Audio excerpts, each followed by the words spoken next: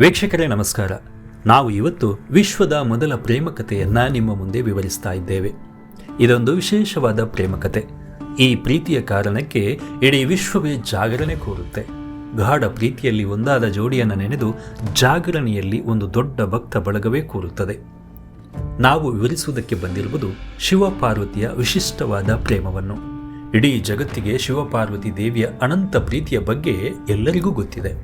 ಆದರೆ ಇವರ ಪ್ರೀತಿಯಲ್ಲಿ ಬರೀ ಅನುರಾಗ ಮಾತ್ರ ಇರಲಿಲ್ಲ, ಸಮಸ್ಯೆ ಕೂಡ ಇತ್ತು. ಈಶ್ವರನ ಪ್ರೀತಿಯನ್ನು ಅನಂತವಾದ ಪ್ರೀತಿ, ವಿಶಿಷ್ಟವಾದ ಪ್ರೀತಿ ಎಂಬುದಾಗಿ ವಿವರಿಸುವ ಅನೇಕ ಸನ್ನಿವೇಶಗಳನ್ನು ನಾವು ಬೇರೆ ಬೇರೆ ಕಥೆಗಳಲ್ಲಿ ಕೇಳಿದ್ದೇವೆ.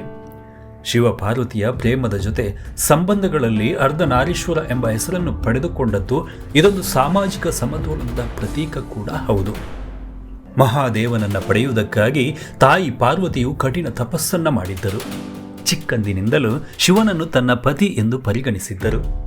ತಾನು ವಿವಾಹ ಆದರೆ ಅದು ಕೇವಲ ಶಿವನೊಂದಿಗೆ ಎಂಬ ನಿರ್ಧಾರವನ್ನು ಮಾಡಿಕೊಂಡಿರುತ್ತಾರೆ. ತಾಯಿ ಪಾರ್ವತಿಯ ವಿವಾಹದ ಪ್ರಸ್ತಾಪವನ್ನು ಕಂದರ್ಪನಿಂದ ಶಿವನಿಗೆ ಕಳುಹಿಸಲಾಯಿತು. ಶಿವನು ವಿವಾಹ ಪ್ರಸ್ತಾಪವನ್ನು ತಿರಸ್ಕರಿಸಿ ಮೂರನೆಯ ಕಣ್ಣಿನಿಂದ ಕಂದರ್ಪನನ್ನು ಭಸ್ಮ ಮಾಡ್ತಾನೆ. ಆದರೆ ತಾಯಿ ಪಾರ್ವತಿ ತನ್ನ ಪ್ರೀತಿಯನ್ನು ಬಿಟ್ಟುಕೊಡೋದಿಲ್ಲ. ಶಿವನನ್ನು ವಿವಾಹವಾಗುವುದಕ್ಕಾಗಿ ಮತ್ತೆ ಕಠಿಣ ತಪಸ್ಸನ್ನು ಮಾಡುತ್ತಾರೆ. ಪಾರ್ವತಿಯ ಈ ತಪಸ್ಸಿನ ಸಂದರ್ಭದಲ್ಲಿ 3 ಲೋಕಗಳಲ್ಲಿ ಆಕ್ರೋಶವೇ ಉಂಟಾಗಿತ್ತು ಎಂಬುದನ್ನು ನಾವು ಹಲವಾರು ಕಥೆಗಳಲ್ಲಿ ಕೇಳ್ಕೊತೀವಿ. ದೊಡ್ಡ ಪರ್ವತಗಳು ಅಲೆದಾಡಲು ಆರಂಭ ಮಾಡ್ತವೆ. ದೇವತೆಗಳು ಸಹಾಯಕ್ಕಾಗಿ ಶಿವನನ್ನು ಬೇಡಿಕೊಳ್ತಾರೆ. ಭಗವಾನ್ ಶಿವನು ಪಾರ್ವತಿಯ ತಪಸ್ಸಿನಿಂದ ಸಂತಸಗೊಂಡು ಪ್ರತ್ಯಕ್ಷನಾಗಿ ರಾಜಕುಮಾರನನ್ನ ಮದುವೆಯಾಗು ಅಂತ ಕೇಳಿಕೊಂಡಾಗ ಪಾರ್ವತಿ ದೇವಿಯು ತಾನು ನಿಮ್ಮನ್ನು ಬಿಟ್ಟು ಬೇರಾವುದೇ ರಾಜಕುಮಾರನನ್ನ ವಿವಾಹವಾಗುವುದಕ್ಕೆ ಸಾಧ್ಯವೇ ಇಲ್ಲ ಎಂದು ತನ್ನ ನಿರ್ಧಾರವನ್ನು ಪ್ರಕಟಿಸುತ್ತಾರೆ. ಈಗಾಗಲೇ ತಾನು ನಿಮ್ಮನ್ನ ಪತಿಯೆಂದು ಒಪ್ಪಿಕೊಂಡಾಗಿದೆ, ಬದಲಾವಣೆ ಸಾಧ್ಯವೇ ಇಲ್ಲ ಎಂದಾಗ ಪಾರ್ವತಿಯ ಅನಂತ ಪ್ರೀತಿಗೆ ಶರಣಾಗಿ ಶಿವನು ಮದುವೆಗೆ ಒಪ್ಪಿಕೊಳ್ತಾರೆ. ಕಥೆಗಳ ಪ್ರಕಾರ ಶಿವನು ತಾಯಿ ಪಾರ್ವತಿಯನ್ನ ಮದುವೆಯಾಗುವುದಕ್ಕಾಗಿ ಬಂದಾಗ ಅವನೊಂದಿಗೆ ಇಡೀ ಪ್ರಪಂಚದ ದೇವಾನುದೇವತೆಗಳು ಕೂಡ ಇರ್ತಾರೆ. ಇದಲ್ಲದೆ ಶಿವನ ವಿವಾಹ ಮೆರವಣಿಗೆಯಲ್ಲಿ ಡಾಕಿನಿಯರು, ಶಾಕಿನಿಯರು ಮತ್ತು ಮಾಟಗಾತಿಯರು ಸಹ ಭಾಗಿಯಾಗಿರ್ತಾರೆ. ಅವರು ಭೋಲೆನಾಥ ಅವರನ್ನು ಭಕ್ತಿಯಿಂದ ಅಲಂಕಾರ ಮಾಡ್ತಾರೆ, ಮೂಳೆಗಳ ಹಾರವನ್ನು ಧರಿಸಿರ್ತಾರೆ. ಈ ಮೆರವಣಿಗೆಯನ್ನು ನೋಡಿದ ರಾಣಿ ಮೈನಾದೇವಿ ಅಂದರೆ ಪಾರ್ವತಿಯ ತಾಯಿ ಪ್ರಜ್ಞೆ ತಪ್ಪುತ್ತಾರೆ. ಶಿವನ ಭೋಲೆನಾಥ ಅವತಾರ ಕಂಡು ತನ್ನ ಮಗಳನ್ನು ವಿವಾಹ ಮಾಡಿಕೊಡುವುದಕ್ಕೆ ನಿರಾಕರಿಸುತ್ತಾರೆ. ಕಡೆಗೂ ಒಪ್ಪಿ ಮದುವೆಯ ಸಂಪ್ರದಾಯಕ್ಕೆ ಅನುಗುಣವಾಗಿ ತಯಾರಾಗಬೇಕು ಅಂತ ಒತ್ತಾಯ ಮಾಡ್ತಾರೆ. ಶಿವನು ಅವರ ಮನವಿಯನ್ನು ಒಪ್ಪಿಕೊಂಡು ಮತ್ತು ವರನಾಗಿ ಸಿದ್ಧರಾಗ್ತಾರೆ.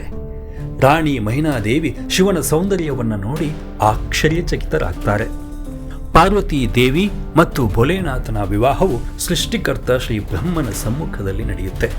ಪುರಾಣಗಳ ಪ್ರಕಾರ ಶಿವ ಮತ್ತು ಪಾರ್ವತಿಯು ವಿವಾಹವಾದ ದಿನವನ್ನು ಮಹಾಶಿವರಾತ್ರಿ ಎಂದು ಕರೀತಾರೆ. ಶಿವನನ್ನು ಪಡೆಯೋದಿಕ್ಕೆ ಪಾರ್ವತಿ ಅಚಲ ತಪಸ್ಸನ್ನು ಮಾಡಿರ್ತಾರೆ. ಕಠಿಣ ತಪಸ್ಸು ಮಾಡಿದರ ಫಲವಾಗಿ ಶಿವನು ಪಾರ್ವತಿ ದೇವಿಯನ್ನು ವರಿಸ್ತಾರೆ.